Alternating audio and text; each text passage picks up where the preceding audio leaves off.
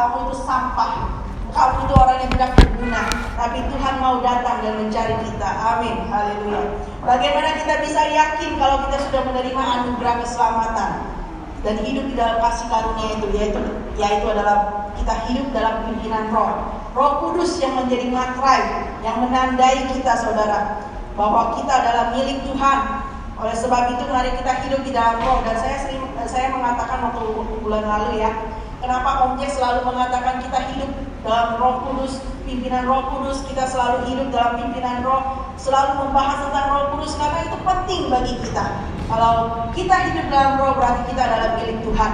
Karena kalau kita mengatakan kita milik Tuhan, tapi kita masih hidup dalam kedagingan kita, berarti kita bukan anak Tuhan. Karena anak Tuhan sudah ditanai dengan Roh Kudus. Kalau ada Roh Kudus di dalam kehidupan kita, berarti hidup kita ada perubahan. Hidup kita menghasilkan buah Roh, kita menghasilkan buah pertobatan, berarti kita adalah milik Tuhan. Saudara, hari ini kita akan membahas lagi keyakinan iman bagian yang ketujuh, yaitu tentang pengharapan. Memasuki tahun 2022, pas lagi akhir tahun, pasti kita itu punya banyak pengharapan, ya. Saudara masing-masing pasti punya pengharapan pribadi. Saya juga punya pengharapan. Banyak orang yang berharap supaya, saya berharap supaya di tahun ini saya lebih sehat lagi. Banyak orang yang berharap supaya dijauhkan dari segala sakit penyakit, virus-virus yang mematikan semuanya. Banyak orang berharap supaya pekerjaannya lancar, usahanya lancar, bahkan semakin meningkat. Banyak orang yang berharap supaya punya level yang lebih tinggi, punya mobil baru mungkin, yang belum punya rumah mungkin tahun ini berharap pengen punya rumah. Yang masih gemuk mungkin berharap tahun ini saya bisa kurus. Banyak pengharapan ya saudara. Mungkin yang terlalu kurus berharap tahun ini saya bisa lebih gemuk sedikit. Ya, kita punya banyak pengharapan saudara. Orang yang gak punya pengharapan itu benar-benar kasihan. Sebagai orang-orang percaya kita harus punya banyak pengharapan di dalam Tuhan. Oke, saudara, tapi berani gak kita berharap saudara? Kita berharap ini dan itu segalanya. Berani gak kita berharap kalau Tuhan pakai saya lebih lagi di tahun ini? Berani kita berharap seperti itu saudara? Saya tahun 2019 saya pernah membahas tentang kata hineni, yang berarti ini aku, ready to serve, siap untuk melayani. Berarti itu hineni itu ada satu kata, berarti penyerahan total kepada Tuhan, siap untuk melakukan apapun kehendak Tuhan, walaupun kita nggak tahu Tuhan itu maunya apa dulu. Seperti waktu Abraham, waktu dipanggil sama Tuhan, Abraham dia bilang hineni, dia bilang sama Tuhan, ini aku, ready, siap untuk melakukan apapun kehendak Tuhan. Kemudian Tuhan minta apa daripada Abraham? Dia minta, serahkan anakmu, persembahkan anakmu yang tunggal yang kau kasihi. Waduh, suatu permintaan yang berat. Tapi Abraham siap untuk melakukan apapun yang Tuhan inginkan. Hineni dia menjawab. Tuhan berkata juga kepada Yesaya, siapakah yang akan siap utus? Yesaya bilang, hineni, ini aku, utus aku. Dia siap untuk diutus. Padahal Tuhan mau utusnya apa, dia belum tahu. Tapi dia sudah siap, ready. Jadi saudara, di tahun 2022 ini, setiap orang ingin naik level yang lebih tinggi, level kehidupan yang lebih baik. Benar? Di sini ada yang mau level kehidupan yang di bawah stagnan lagi, yang di bawah lagi dan lebih buruk daripada tahun lalu? Nggak ada ya? Nggak ada di sini. Semua orang berharap hidup yang lebih baik, kehidupan yang lebih baik. Tapi bagaimana dengan kehidupan rohani kita? Apakah kita juga berharap kehidupan rohani kita lebih baik lagi di tahun ini? Apakah di tahun ini kita juga berharap Tuhan pakai aku lebih lagi? Apakah di tahun ini kita juga berharap Tuhan, tahun-tahun lalu mungkin aku belum hidup sepenuhnya di dalam Tuhan, tapi di tahun ini aku mau hidup lebih lagi dalam Tuhan. Tuhan, mungkin tahun lalu aku lebih banyak gagalnya daripada menyenangkan Tuhan, tapi di tahun ini aku ingin lebih lagi Tuhan menyenangkan hatimu. Apakah kita punya harapan seperti itu saudara? Nah, kebanyakan orang itu nggak mau, enggan untuk mempunyai harapan seperti itu. Kenapa? Karena berat saudara. Berat untuk melepaskan kedagingan. Lebih enak mana? Marah-marah sama orang yang kita benci, atau mengampuni orang yang kita benci? Kalau menurutin keinginan lagi, lebih enak marah-marah dong. Kayaknya puas gitu. Apalagi kalau misalnya udah marah-marah, waduh, kata-kata semuanya dipotong, kata-kata kotor semuanya dikeluarin semua, kayaknya lega banget begitu kan?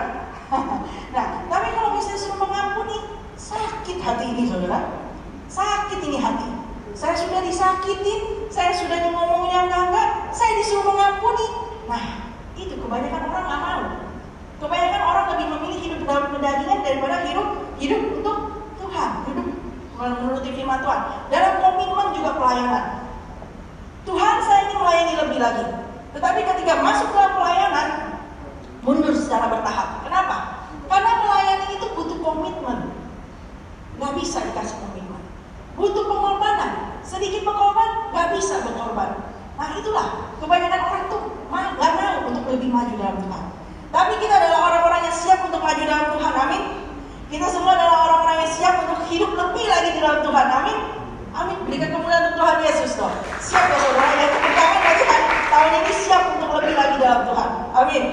Oke saudara, jadi hari ini saya akan membawakan tentang pengharapan yang kita ambil dari Pengkhotbah 9 ayat 4. Ayo kita buka sama-sama Pengkhotbah 9 ayat yang keempat.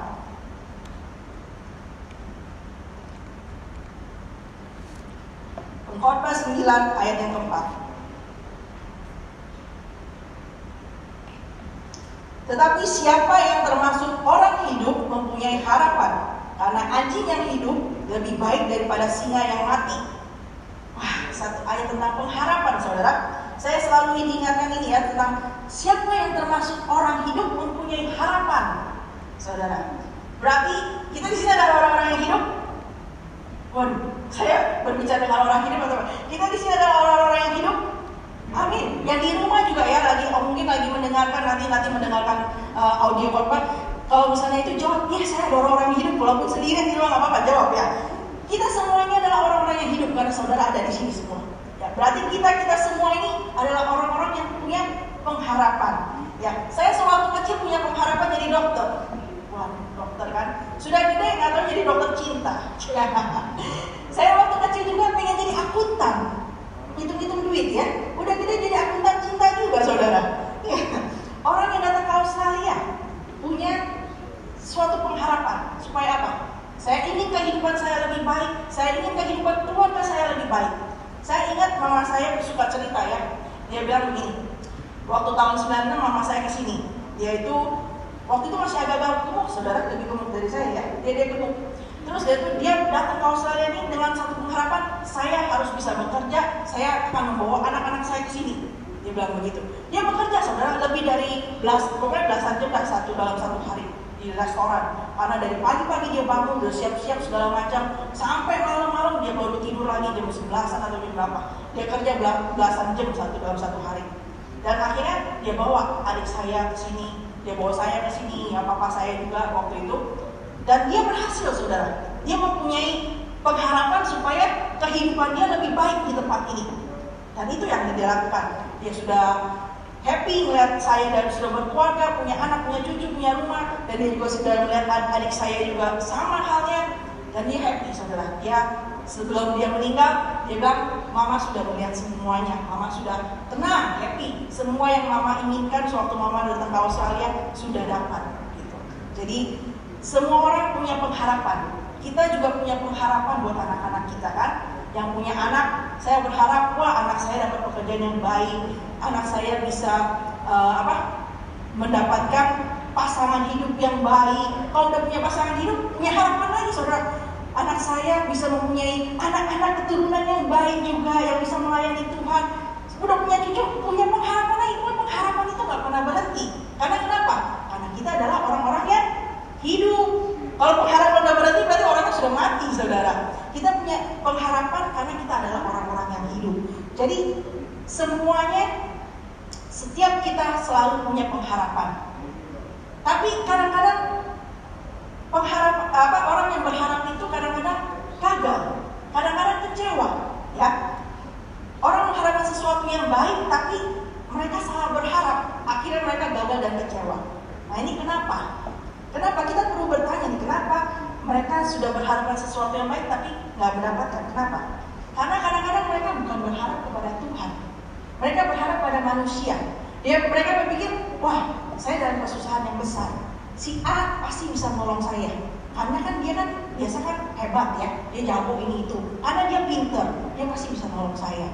Atau mungkin si B kan punya banyak duit, dia kan orang kaya, dia pasti bisa menolong saya kalau saya punya kesulitan ini.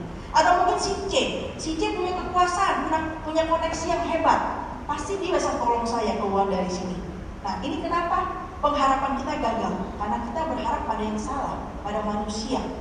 Nah, ingin mencari kesembuhan, tapi bukan mencari kesembuhan pada Tuhan, tapi yang dicari siapa? Hamba-hamba Tuhan yang ternama, hamba-hamba Tuhan yang hebat. Wah, saya cari hamba Tuhan A, pasti saya bisa disembuhkan. Saya cari hamba Tuhan B, pasti saya bisa dapatkan kesembuhan. Tapi bukan itu yang Tuhan mau. Bukan hamba Tuhan yang dicari, tapi cari Tuhan yang bisa memakai hamba-hambanya untuk memberikan mujizat kesembuhan. Jangan cari hamba Tuhan. Ya, jadi saudara tahu ya, oleh sebab itulah banyak yang gagal, saudara. Yes, kenapa? Karena dalam Yesaya 2 ayat yang ke-22 dikatakan jangan berharap pada manusia. Yesaya 2 ayat 22. Jangan berharap kepada manusia, karena dia tidak lebih dari hembusan napas. Berarti manusia itu punya keterbatasan. Kalau kita berharap pada manusia, pada saat napasnya sudah diambil sama Tuhan, bisa gak kita berharap sama dia lagi? Gak bisa. Mama saya kalau masak itu selalu tanya, telepon mama saya, "Mak, kurang ini, kurang masaknya apa aja?" "Oh, kurang ini." Pas mama saya nggak ada, saya udah nggak bisa berharap sama dia lagi minta resep. Ya kan? Jadi jangan berharap pada manusia, karena manusia hanya sebagai hembusan napas saja, tidak lebih dari hembusan napas. Jadi ada lagi dituliskan dalam Yeremia yang ke-17 ayat 5 dan 6. Dikatakan, terkutuklah orang yang mengandalkan manusia, yang mengandalkan kekuatannya sendiri, dan hatinya menjauh daripada Tuhan. Ia akan seperti semak bulus di padang belantara. Ia tidak akan mengalami datangnya hari baik. Dia akan tinggal di tanah angus, di padang gurun, di negeri padang asin yang tidak berpenduduk. Gagal semuanya, saudara. Kalau kita mengharapkan manusia, mengandalkan manusia, inilah yang terjadi. Terkutuk, artinya kegagalan. Gak bisa, saudara. Kita gak bisa mengandalkan manusia, mengandalkan orang lain, gak bisa. Jadi apa yang akan dikerjakan itu pasti tidak akan berhasil, karena kita mengandalkan manusia. Ya, ada lagi yang berharap tapi gak menerima apa-apa. Kenapa?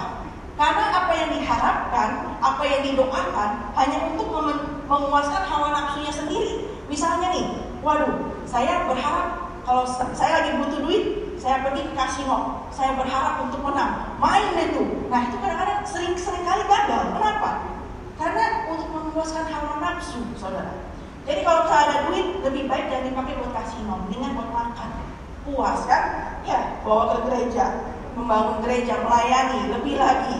Nah, kita adalah orang-orang yang hidup yang punya harapan. Harapan kita pada siapa? Pada siapa? Pada Tuhan Yesus, ya saudara ya. Dikatakan dalam Yeremia lanjutannya lagi 17 ayat 7 dan 8. Diberkatilah orang yang mengandalkan Tuhan, yang menaruh harapannya pada Tuhan.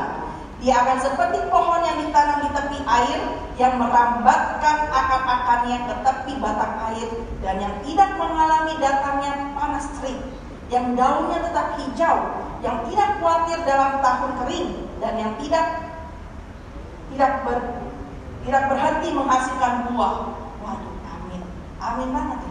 Orang yang mempunyai harapan pada Tuhan, yang menaruh harapannya pada Tuhan, mengandalkan Tuhan, diberkati jalan-jalannya. Walaupun lagi panas terik, tetap dia menghasilkan buah, tetap daunnya hijau. Jadi saudara, kalau kita mau berharap, berharaplah pada Tuhan. Ya, orang yang menaruh harapannya pada Tuhan tidak akan sia-sia, saudara. Tidak akan sia-sia, tidak akan mengalami kekecewaan pada Tuhan. Amin. Ya, memang butuh usaha, butuh kerja keras, butuh waktu untuk menanamkan harapan di dalam kehidupan orang. Saya sering ya, kalau misalnya teman saya curhat, oh dia punya masalah keluarga begini. Selalu saya akhirnya bilang, oke, semangat ya. Gitu. Yang sakit juga, kalau udah ngobrol-ngobrol, oke, semangat ya, jangan putus asa, jangan nyerah, semangat ya. Saya memberikan mereka semangat. Kenapa? Karena karena dikatakan orang yang semangat itu dapat menanggung penderitaan. Seberat apapun tekanan hidupnya, mereka punya semangat, mereka bisa menanggung penderitaan. Ya, dan kalau misalnya udah patah semangat, waduh, susah lagi itu, saudara. Kehidupan yang baik sekalipun, semuanya lengkap sekalipun, kalau orang udah patah semangat, semuanya mati buat dia, semuanya gak berguna buat dia, semuanya gak ada yang bisa membangkitkan dia. Tapi orang yang punya semangat, di dalam penderitaan sekalipun, lagi sakit sekalipun, dia tetap bisa menanggung penderitaannya.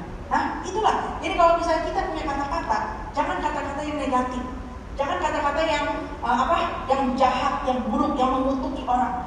Tapi biar perkataan kita tuh perkataan yang positif, kasih semangat orang. Kalau orang lagi sakit, jangan bilang, besok juga lu mati gitu. Wah, jangan, saudara, bahaya.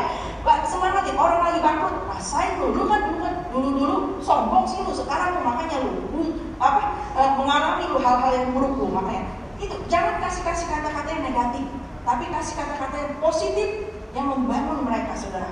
Orang yang terpuruk sekalipun dikasih kata positif, dia bisa bangun. Nah, ini ada ininya, apalagi kita ya saudara yang punya anak-anak. Jangan sekali-sekali ngomong anak-anaknya, dasar anak bodoh, dasar anak bego, dasar anak sialan, dasar anak yang tidak berguna, dasar anak yang gak becus. Itu kenapa saudara? Kita menanamkan kutuk kepada mereka. Kutuk kepada mereka, dan mereka akan bertumbuh menjadi anak, oh ya saya kan anak yang bodoh, oh saya kan anak yang sial, saya kan anak yang tidak becus. Dan mereka akan bertumbuh dengan kepribadian yang negatif, saudara. Jadi kita harus tanamkan kepada mereka, kamu bisa, kamu do your best, kamu bisa kalau berjalan dengan Tuhan. Kita harus mau menyemangati mereka dengan kata-kata yang positif. Ini ada satu kisah saudara ya, yang saya baca itu benar-benar luar biasa sekali. Ini ada satu bapak, dia itu istrinya lagi ngelahirin. Jadi dia lagi nunggu di ruang tunggu, kemudian dokter keluar. Bapak, ibu yang di dalam, dia kondisinya baik. Tapi ada satu masalah, Pak. Keadaan bayi itu sangat berbahaya. Jadi kita nggak tahu kita bisa menyelamatkannya, yang mana yang mau diselamatkan. Bapak mau menyelamatkan istri bapak atau anak bapak? Waduh, dia langsung pucat saudara. Pucat, dia diam. Terus dia bilang sama dokternya, dokter, kasih saya waktu untuk berdoa. Dia pergi berdoa. Dia pergi ke satu ruangan, dia nangis, dia berdoa di sana. Bapak loh ini, dia nangis, dia berdoa. Terus dia bangkit kembali. Dia bilang apa sama susternya ya? Dia datang ke suster, dia bilang ke suster, suster, istri saya perlu diselamatkan. Tapi kalau bisa, anak saya juga harus diselamatkan karena saya melihat harapan. Dia bilang begitu saudara. Nah terus itu udah, suster bilang, bapak yakin? Ya. Terus dikasih formulir, suruh tanda tangan, dia tanda tangan. Tanda tangan, akhirnya dia nunggu. Dia nunggu, dokter itu lagi di dalam, udah terima form yang udah ditanda tangan. Dia itu berusaha untuk keluarkan bayi dalam rahim perempuan yang udah gak punya tenaga itu. Kan pus itu susah ya saudara. Jadi terus dia itu dibantu dengan alat khusus saudara. Dibantu dengan alat khusus supaya kepala bayi bisa keluar dulu. Tapi apa yang terjadi? Bukan kepala bayi yang keluar, tapi mata bayi itu yang menggantung keluar. Jadi otot-ototnya masih menggantung di matanya, bolong-bolong di matanya, tapi bola matanya keluar saudara. Darah segar itu keluar banyak. Nah terus sampai situ baru keluar kepalanya. Baru keluar kepalanya, dokter berusaha supaya badannya itu dia bisa keluar. Gimana ya? Secepatnya, karena itu mereka berpacu dengan waktu. Ini bayi bahaya sekali. Jadi akhirnya pas dia mau keluarin badannya, tulang rawannya ini kedengaran suara kerak patah, saudara. Jadi pas lagi bayinya itu udah keluar, udah seperti seonggok daging gitu. Jadi dokter bilang, ya sudah suster, ini tolong dibersihkan terus masukin dalam kantong mayat. Bayi itu dokter pikir udah gak bernyawa. Kemudian suster ini membersihkan bayi itu, tapi ketika dia pegang dada kirinya, ada denyut jantung yang lemah sedikit gitu, tanda kehidupan. Kemudian langsung dikasih tahu dan kemudian dimasukkan dalam ruangan khusus. 4 tahun kemudian anak itu sudah bertumbuh. Tapi di mana anak-anak umur 4 tahun udah bisa lari-lari kemana-mana, tapi dia baru belajar merangkak. Baru belajar merangkak dengan kepala yang gede sebelah, dengan jalan yang miring-miring. Nah kemudian waktu dia bertumbuh jadi anak-anak remaja juga seperti itu saudara. Jalannya miring seperti tiang yang udah mau roboh gitu. Karena kan dia nggak seimbang, tulangnya kan patah ya. Dokter udah bilang perkembangan otaknya ini gak seperti orang-orang yang normal. Jadi ya seperti itulah anaknya, menjadi anak yang tidak berguna kata dokter. Tetapi apa yang dilihat manusia berbeda dengan apa yang Tuhan rancangkan. Apa yang terjadi saudara? Mereka, orang tuanya ini melihat harapan. mereka membesarkan anak ini, namanya William Katz, ya. Dia membesarkan anak ini dengan doa. Apa doanya? Kelak anakku akan dipakai Tuhan secara luar biasa. Aku yakin harapan itu ada. Orang tua yang berdoa selalu berdoa seperti itu. Kelak anakku akan dipakai Tuhan secara luar biasa. Harapan itu ada. Aku percaya. Selalu berdoa seperti itu. Dan sampai waktunya Tuhan, dia, si William ini, dia sujud dan berdoa. Dia mau mulai pelayanannya. Dia lulus sekolah teologi, ya. Dia diutus ke Papua. Menjadi apa yang menjadi dasar pelayanannya? Menjadi dasar dalam 2 Korintus 12 ayat 9. Itu menjadi dasar panggilannya dan juga sumber pengharapannya. Dia bilang, justru dalam kelemahanlah kuasa Tuhan menjadi sempurna. Itu yang menjadi dasar pelayanannya, dasar dalam sumber pengharapannya dia, William Katz ini. Jadi dia melangkah sekolah teologi, dia diutus ke Papua, dan di tanah Papua itu saudara, dia menjadi berkat. Tuhan pakai dia begitu luar biasa, banyak mujizat yang dia lakukan. Padahal dari pertamanya dia sudah tidak ada harapan, tapi di dalam Tuhan selalu ada harapan. Amin. Berikan kemuliaan untuk Tuhan Yesus. Saudara, luar biasa sekali saudara. Apa yang dipandang oleh dunia, ya tapi dipakai Tuhan secara luar biasa. Ya, William Katz dia itu mau maju, dia mau taat. Harapan demi harapan tuh, apa yang diharapkan tuh terjadi, digenapi sama Tuhan pada waktu dia tuh melangkah dengan setia dan taat, saudara. Ya, jadi saudara, kalau semuanya ini kisah tentang William Katz ini dimulai dari orang-orang yang melihat harapan, percaya pada harapan itu, ya. Maka pengharapan di dalam Tuhan tidak akan sia-sia, saudara. Harapan itu memberikan kita kehidupan. Harapan itu memberikan kita semangat yang baru. Harapan itu memberikan kita gairah yang baru. Orang yang berharap pada Tuhan tidak akan mendapat malu. Amin. Ya, jadi selalu ada harapan bagi orang yang berharap sama Tuhan.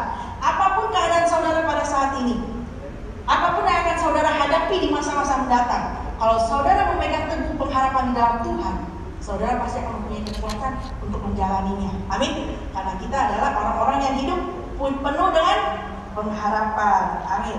Ya, Tuhan Yesus adalah satu-satunya pengharapan kita, ya. Saudara, kisah tentang William ini tentang pengharapan saya pun juga sudah mengalami. Saya percaya saudara pasti mempunyai pengalaman tentang pengharapan juga dalam Tuhan, ya. Saya juga sudah mengalami, saudara, kisah kehidupan bagaimana saya bertobat. Saudara sudah tahu gitu, ya. Saat dunia tidak bisa menawarkan pilihan apa-apa, atau bahkan pada saat dunia menawarkan banyak pilihan, tapi kita harus memilih untuk tetap percaya, tetap berharap pada Tuhan. Karena kenapa? Pengharapan di dalam Tuhan tidak pernah gagal, tidak pernah sia-sia. Saya juga berharap waktu anak saya kecil kan, waktu saya bertobat, saya juga berharap dokter sama guru-gurunya sudah mengatakan kasih obat aja biar anak ini tenang, supaya anak ini nggak lari-lari sana liar gitu ya segala macam. Kasih obat saja. Tapi saya enggak, saya nggak mau. Saya nggak mau karena saya berharap pada Tuhan. Saya percaya Tuhan bisa menjamah dia. Saya percaya Tuhan bisa mengubahkan dia. Saya percaya Tuhan akan memakai kehidupan dia untuk memuliakan Tuhan. Saya percaya, terus saya tanamkan itu. Walaupun saudara, ya, pada saat saya berdoa, saya setiap hari berdoa seperti itu. Walaupun setiap kali saya jemput dia, guru-gurunya bilang hal yang kebalikannya, tapi pulang saya menangis lagi, saya berdoa lagi. Tuhan akan pakai dia secara luar biasa. Tuhan, saya punya pengharapan di dalam Tuhan. Dia akan memuliakan Tuhan di dalam kehidupan dia. Itu yang terus saya katakan, saudara.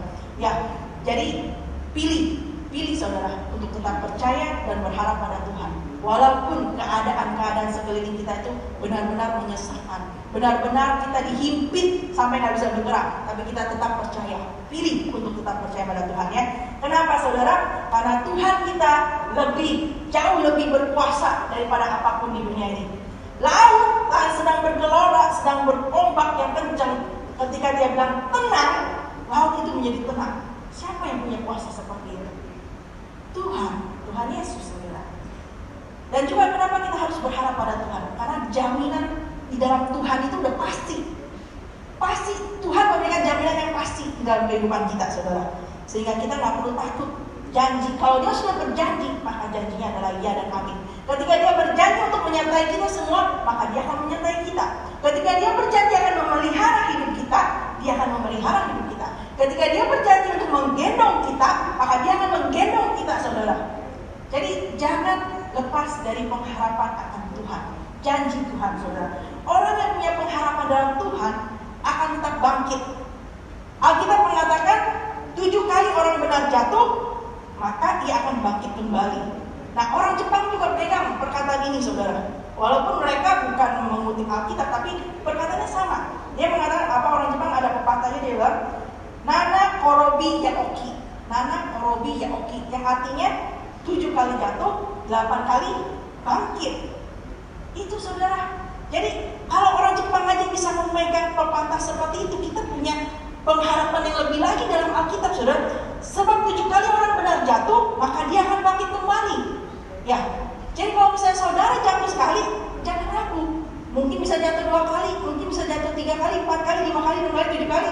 Tapi bangkit lagi. Kenapa? Karena tangan Tuhan yang memberikan kemenangan buat kita. Karena tangan Tuhan akan terulur buat kita, menolong setiap anak-anaknya yang berseru dan berharap kepada Tuhan. Jadi kalau misalnya kita jatuh, jangan tergeletak begitu aja, jangan menyerah begitu aja, tapi kita harus semangat.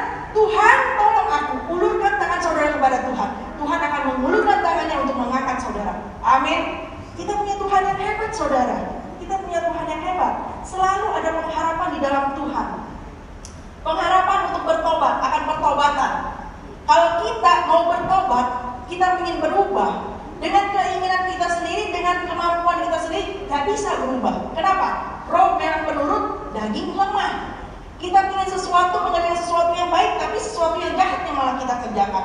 Tapi dengan pertolongan Tuhan, kita bisa untuk bertobat. Suami atau saudara-saudara, suami atau istri saudara belum berubah, belum bertobat, apa yang kita bisa lakukan? Marah-marahin dia, lu bertobat lu, ya bertobat lu, jadi suami yang baik, jadi istri yang baik, bertobat lu. Saudara sampai mulutnya berbusa juga susah bertobat. Tapi apa, saudara? Duduk berdoa, berlutut berdoa. Tuhan jamah suamiku, Tuhan jamah istriku, biar pertobatan terjadi. Saudara, saya punya kesaksian ya, saudara. Saya si John ini.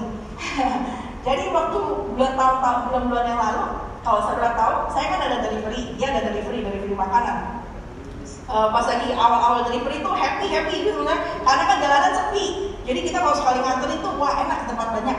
Tapi pas lagi udah lockdown dibuka, jalanan tuh mulai macet di mana-mana. Kalau nganterin satu aja bisa hampir 1 jam, setengah jam gitu. Waduh, capek deh jalanan, capek. Akhirnya saya bilang sama dia, udahlah, kita nggak usah delivery lagi gitu. Lagian kalau misalnya itu kan kamu punya waktu lebih banyak untuk istirahat di rumah. Enggak, pokoknya harus delivery. Kadang-kadang tuh pulang tuh ya, saya pergi ngambil delivery jam setengah 12. Pulang-pulang tuh sampai ke rumah bisa jam 8, jam 7. Saya bilang, nggak worth it lah. Kita kalau misalnya kerja sampai 7-8 jam, tapi hasilnya tuh nggak begitu banyak. Saya bilang, saya udah bilang sama dia, tapi dia tetap keep on going. Enggak, pokoknya kita harus tetap delivery gitu. Wah, dia happy untuk delivery. Ya udah, saya sebagai istri ikut dong. Saya nggak pernah mengeluh, saudara. Saya nggak pernah mengeluh capek ada delivery, saya lari lagi. Dia nyetir, saya lari gitu. Saya nggak pernah mengeluh capek. Tapi saya cuma bilang karena waktu konsumsinya terlalu banyak gitu untuk delivery segala macam. Kan percuma, kita mendingan spend time sama anak-anak di rumah. Terus, ya udah, apa yang bisa saya lakukan? Doa. Padahal saya udah pakai trik waktu itu sebelum saya doa gitu. Saya ngomong dulu ke mertua. Mertua udah bilangin dia, tetap aja enggak. Pokoknya saya senang delivery, tetap mau delivery. Sampai akhirnya saya bilang, oke, ya udah, kita nggak bisa ngomongin dia mah, biar Tuhan yang ngomong sama dia. Saudara, saya terus berdoa. Setiap delivery, tetap kalau misalnya diajak delivery ya tetap saya lakukan. Saya nggak mengeluh, saya nggak pernah mengeluh. Pokoknya delivery tetap saya berdoa. Tuhan, kalau misalnya ini Tuhan ingin stopin, Tuhan ngomong sendiri langsung ke dia. Saudara, waktu yang minggu lalu atau beberapa hari yang lalu dia bilang, kita stop delivery aja. Dia yang ngomong sendiri loh, saudara. Saya bilang, loh, kenapa? Saya lagi menggebu-gebu pengen delivery, kok dia malah pengen stop. Terus dia bilang, iya. Dia bilang, Tuhan ngomong gak usah delivery lagi gitu. Haleluya, saya bilang Tuhan menjawab doa saya. Saya gak perlu capek-capek mau mailing dia, gak perlu capek-capek jelasin panjang lebar kenapa kita tidak perlu delivery 1, 2, 3 gitu. Tapi Tuhan yang langsung ngomong ke dia.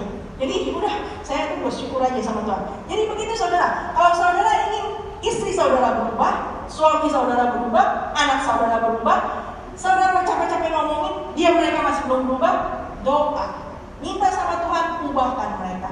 Biar pertobatan terjadi, biar Tuhan mengubah hati mereka. Itu cara yang paling aman.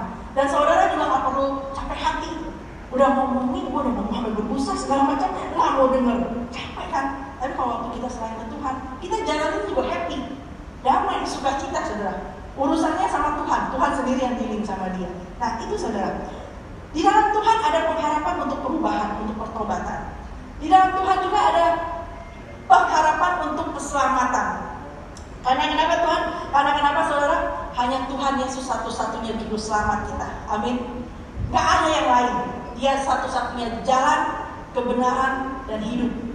Dia satu-satunya yang memberikan kita kehidupan. Jadi saudara, siapa yang percaya kepada Tuhan akan memperoleh keselamatan. Jadi ada pengharapan akan keselamatan. Di dunia ini kita berharap, semua orang berharap. Dari yang kecil sampai yang paling tua berharap nanti kalau udah mati bisa selamat kan. Tapi nggak tahu, banyak orang yang masih belum tahu bahwa Yesus adalah satu-satunya jalan keselamatan, juru selamat dunia. Mereka belum tahu saudara. Tapi kita adalah orang-orang yang diberkati. Kita tahu pengharapan kita untuk keselamatan ada di dalam Yesus. Dan satu lagi saudara, pengharapan dalam Yesus, dalam Tuhan Yesus itu apa? Pengharapan akan kebangkitan. Kalau orang-orang dunia sudah mati, mereka bingung. Nanti ini orang kemana ya? Aduh, ini orang selama masa hidupnya jahat. Tapi dia terakhirannya dia bertobat sih. Tapi dia bertobat nggak tahu jalan kemana. Gimana dia pergi? Mereka tidak tahu kemana setelah kematian. Tetapi kita orang-orang percaya mempunyai pengharapan di dalam Tuhan Yesus akan kebangkitan. Amin. Di Alkitab mengatakan kalau kita hanya berharap pada kehidupan ini saja maka kita adalah sia-sia. Tapi kita tahu kalau kita sudah meninggal kita akan dibangkitkan seperti Yesus dibangkitkan. Amin. Hanya dalam melalui Tuhan Yesus kita akan dibangkitkan. Jadi kalau Yesus dibangkitkan kita pun akan dibangkitkan. Jadi ada pengharapan tentang kebangkitan saudara. Ya saudara, jadi jangan sampai kita tidak berharap sama Tuhan karena rugi banget. Menurut hukum akuntansi, wah rugi banget ya. Mungkin kita ini sekarang ini dikuasai, ditekan oleh perasaan-perasaan yang tidak ada harapan lagi, takut untuk kemana-mana saudara. Keadaan situasi kayaknya susah banget deh nggak ada pengharapan. Tapi saudara, saya mau tegaskan kembali lagi di sini ya, selalu ada harapan di dalam Tuhan Yesus. Amin. Selalu ada pengharapan di dalam Tuhan Yesus, dan pengharapan itu tidak mengecewakan. Kita nggak tahu kapan harapan kita itu akan terwujud. Tetapi saudara, kalau kita punya keyakinan iman akan pengharapan kita di dalam Kristus, nah kita tahu Tuhan itu tidak akan mengecewakan. Kita tahu Tuhan itu janjinya ya dan amin. Sebab itu kita dapat menjalaninya dengan enteng, dengan positif. Wah, orang-orang sedang kesusahan, orang-orang itu, tapi kita yang punya pengharapan dengan Tuhan, kita bisa kuat. Dan kalau waktu kita sudah kuat, kita bisa bilang, ayo bangkit, kuat. Kita punya pengharapan dalam Tuhan. Keadaan pasti akan berubah, situasi pasti akan berubah. Kita bisa bangkit orang lain. Jangan sampai malah kitanya sendiri yang gak punya pengharapan, malah jangan sampai kita sendiri malah mati pengharapannya. Orang lain pada ketakutan, kita tahu betapa dia nih, gue juga takut nih, gimana ya? Aduh, jangan keluar deh, mendingan kita di rumah aja. Orang-orang yang sudah mereka ketakutan, kita ngomong sama kita bukannya dibangkitkan, malah tambah ketakutan juga, saudara, bahaya itu. Jadi sebagai orang percaya, tugas kita memberikan semangat pada orang lain. Kata Tuhan Yesus kepada Petrus, kalau kamu sudah bertobat, kamu sudah insaf, maka kamu harus kuatin yang lain. Nah itulah kita saudara. Kalau kita sudah punya semangat yang baru dalam Tuhan, kita harus menguatkan yang lain, semangatin yang lain saudara. Jangan sampai kata-kata yang negatif ya, jangan sampai kata-kata yang bikin mereka tambah takut, tapi harus tambah semangat. Ya, ada satu ilustrasi nih ya. Tikus-tikus itu dimasukin ke dalam tangki air. Nah, waktu tikus-tikus ini dimasukin dalam tangki air, ini percobaan. Mereka tuh berenang supaya itu di atas air, itu napasnya hidungnya. Mereka berenang, pas lagi udah kecapean gitu ya, diangkat selama 17 menit. Wah, 17 menit mereka bisa bertahan. Nah, udah diangkat, dibersihin, dimasukin lagi ke dalam kandang. Hari keduanya, dicoba lagi tuh, tikus-tikusnya dimasukin lagi ke dalam tangki air. Mereka berenang lagi. Kali ini mereka hari kedua, mereka berenang lebih lama lagi saudara. Bertahan lebih lama lagi sampai berjam-jam. Nah, orang-orang itu bertanya, apa yang menjadi perbedaan hari pertama dengan hari kedua? Nah, hari kedua ada perbedaan karena apa? Ada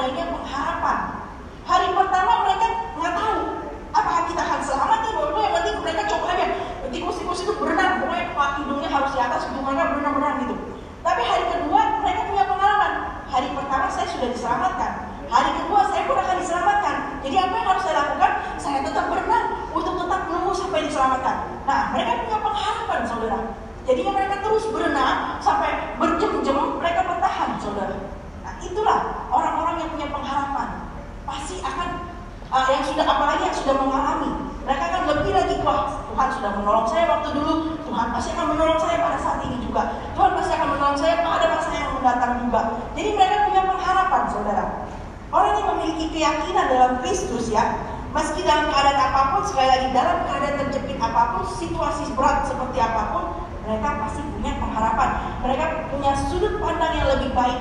Mereka mempunyai sudut pandang positif yang lebih baik, saudara. Karena tahu firman Tuhan ini, rancangan-rancangan Tuhan adalah rancangan untuk masa depan kita, memberikan kita masa depan yang penuh dengan harapan. Jadi kita boleh percaya, saudara. Siapa yang termasuk orang hidup mempunyai harapan, karena anjing yang hidup lebih baik daripada singa yang mati. Hidup dalam pengharapan. Kita harus tahu, pertama, kepada siapa kita berharap. Kepada siapa kita berharap? Tuhan Yesus, satu-satunya pengharapan kita. Dan kita harus tahu bagaimana kita hidup di dalam pengharapan, yaitu dengan apa? Memegang teguh firman Tuhan. Kalau kita nggak pegang teguh firman Tuhan, kita nggak tahu janji Tuhan itu apa. Firman Tuhan ini banyak mengandung janji loh, saudara. Dalam keadaan apapun, saudara bisa temukan solusinya di dalam firman Tuhan ini. Makanya kalau misalnya kita itu jangan malas untuk baca firman Tuhan. Karena kalau misalnya saudara malas baca firman Tuhan, saudara nggak tahu apa yang Tuhan janjikan. Saudara nggak bisa dapat kekuatan yang baru dari Tuhan melalui firman-Nya. Jadi baca firman Tuhan secara rutin, renungkan firman Tuhan supaya jalan-jalan saudara berhasil ya. Dikatakan di sini anjing yang hidup lebih baik daripada singa yang mati. Kenapa? Karena padahal itu anjing ya dari dulu, waktu zaman dulu itu zaman Yahudi. Zaman Yahudi itu, zaman sekarang tuh anjing happy, kuat tidur dengan majikannya, kasih makan yang enak, segala macam, mulai diperhatiin. Tapi zaman dulu anjing itu nggak diperhatikan, dianggap rendah. Beda dengan singa. Kalau singa itu kan, wah, sekali dia gitu kan, lambang perkasaan, kuat, lambang kekuatan. Tapi anjing itu, wah, nggak dipandang. Tapi katakan di Alkitab, anjing yang hidup lebih baik daripada singa yang mati. Karena kenapa? Singa, sehebat-hebat apapun singa, kalau udah mati, nggak punya pengharapan lagi, udah nggak bisa apa-apa lagi. Dia punya gigi yang tajam pun percuma, karena udah mati, nggak bisa bergerak, saudara. Tapi kalau anjing yang masih hidup, dia masih punya pengharapan, bisa lari dari sana, lari sini, bisa menyelamatkan diri. Ya, itu saudara. Jadi selama kita hidup, saudara, harus ada pengharapan. Spiro spero, saya baca ini lucu sekali. Dum spiro spero, artinya selama aku bernapas, aku berharap. Ya, jadi kekuatan seburuk apapun saudara, ada harapan. Ya, orang yang jahat sekalipun selama hidupnya, selama pas ada perubahan, selalu ada harapan untuk bertobat. Daud itu seringkali di dalam bahaya loh saudara. Dia dikejar musuh, dia dikejar sama Saul, ingin dibunuh dan segala macam. Tapi dia bisa lepas. Dia percaya dia bisa lepas dari berbagai situasi itu karena Tuhan yang melepaskan dia. Nah, Rasul Paulus kita udah baca juga bagaimana kejamnya Rasul Paulus. Dia itu bagaimana giatnya dia mengejar orang-orang Kristen, orang-orang yang percaya jalan Tuhan untuk dikubur, untuk mau dianiaya, mau dibunuh. Tapi pada saat dia bicara sama Tuhan berubah, bagaimana dia bertobat. Dia seorang rasul yang bekerja lebih keras, dia bilang, daripada yang lainnya. Karena apa? Karena kasih karunia Tuhan yang sudah dia rasakan, saudara. Bangsa Israel itu mengeluh, mereka itu ditindas oleh bangsa Mesir. Mereka berseru-seru kepada Tuhan. Mereka punya pengharapan Tuhan ingin lepas dari perbudakan ini. Dan Tuhan menjawab mereka. Tapi itu semua perlu apa? Kerjasama. Tuhan siap menolong. Kita juga siap untuk bekerja sama dengan Tuhan untuk keluar, untuk mencapai harapan itu. Saya ingin kasih sebuah ayat, ayat penutup yang diambil dari Mazmur 33. Mazmur 33 ayat 18 sampai ke 22. Mazmur 33 ayat 18 sampai ke 22. Saya bacakan saudara ya. Sesungguhnya mata Tuhan tertuju kepada mereka yang takut akan Dia, kepada mereka yang berharap akan kasih setianya, untuk melepaskan jiwa mereka daripada maut dan memelihara hidup mereka pada masa kelaparan. Jiwa kita menanti-nantikan Tuhan, Dialah penolong kita dan perisai kita. Ya, karena Dia hati kita bersuka-cita, sebab kepada nama-Nya yang kudus kita percaya. Kasih setiamu ya Tuhan, kiranya menyertai kami seperti kami berharap padamu. Ya saudara, ini sebagai ayat penutup, kita pulang, kita renungkan kembali bagaimana pengharapan kita di dalam Tuhan. Bagaimana hari-hari ini membuat pengharapan kita di dalam Tuhan. Banyak orang yang mengalami tekanan karena pandemi ini, membuat mereka, pengharapan mereka mulai menipis, bahkan mati pengharapan mereka. Sehingga ketika mereka berbicara kepada orang lain yang pengharapannya sudah menipis juga, mereka akan mengatakan hal-hal yang negatif. Jadi saudara, kita sebagai orang-orang yang percaya, kita punya pengharapan di dalam Tuhan. Jangan sampai ya kita itu gak berharap pada Tuhan. Ya, doa, semangat buat setiap anak-anak Tuhan.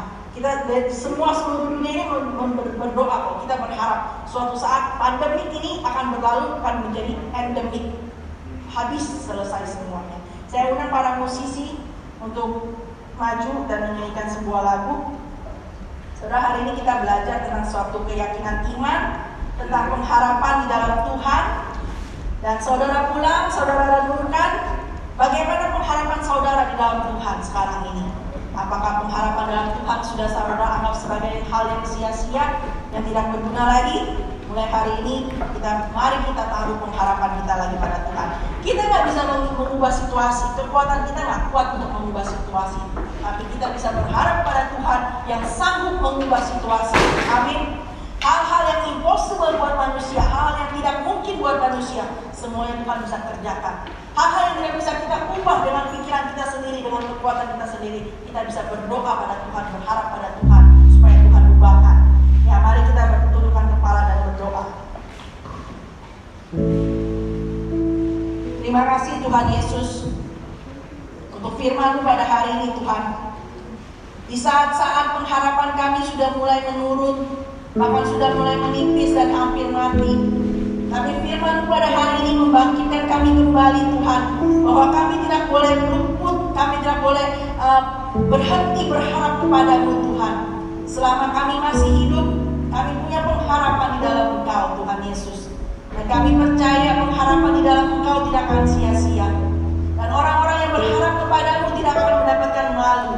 Kami percaya Tuhan, bahwa Engkau Tuhan yang ajaib. Tangan-Mu sanggup melakukan segala perkara. Engkau sanggup membalikan segala hal yang tidak mungkin menjadi mungkin. Engkau sanggup mengubahkan hati manusia. Engkau sanggup mengubahkan setiap kehidupan kami. Yang tinggi, yang rendah, semuanya Tuhan sama di mata-Mu. Tapi orang-orang yang berharap kepada-Mu akan Kau tinggikan lebih dan lebih lagi Tuhan. Terima kasih Tuhan Yesus, kami melihat perubahan-perubahan dalam dunia ini. Musim terus berganti, dan kami tetap percaya kasih setia-Mu tidak pernah berubah Tuhan. Dari dulu sekarang sampai selama-lamanya, kasih setia-Mu kekal selamanya. Dan kami percaya kami adalah orang-orang yang Kau kasihi, yang darah-Mu tercurah Tuhan Yesus untuk menebus hidup kami, sehingga kami mendapatkan kekuatan yang baru, pengharapan yang baru, kehidupan yang baru di dalam Kau Tuhan. Jangan sampai kami menyia-nyiakan kasih setia-Mu Tuhan. Kami mau lebih lagi Tuhan, lebih dalam mempunyai iman yang semakin kuat di dalam Engkau, pengharapan yang semakin lebih lagi di dalam Engkau, dan kami mau mengasihi Engkau lebih lagi. Di tahun ini Tuhan Yesus, sampai sepanjang kehidupan kami, biarlah kami Tuhan menjadi orang-orang yang semakin setia dan taat padamu Tuhan. Berikan kami telinga sebagai murid Tuhan, dan hati yang sebagai hamba yang terus mencari Engkau, terus mendengarkan apa yang Kau mau dalam kehidupan kami Tuhan. Inilah kami Tuhan Yesus, inilah kami. Kami mau berserah kepadamu Tuhan, karena kami tahu Kau Allah yang memelihara hidup kami. Terima kasih Tuhan Yesus. Mari kita saudara menyanyikan lagu ini saudara.